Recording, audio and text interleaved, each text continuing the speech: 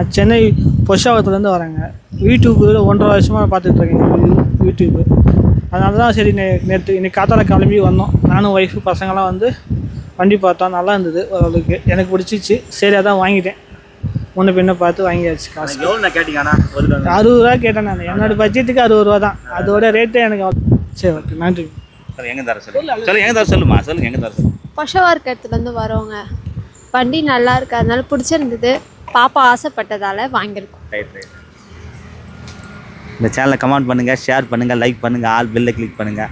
புதுசாக வீடியோ பார்க்குற இந்த சேனலை சப்ஸ்கிரைப் பண்ண தான் இந்த வீடியோ லைவாக வரும் சார். நன்றி வணக்கம். 67 ரூபா யாரும் கொடுக்க முடியாத ஒரு வண்டி தெரியுமா அது? ஆமாம், என்ன பண்ணுறது, எல்லாம் கஷ்டமான ஃபேமிலி, ஒரு சின்ன ஃபேமிலி எல்லாம் வந்துச்சுங்க.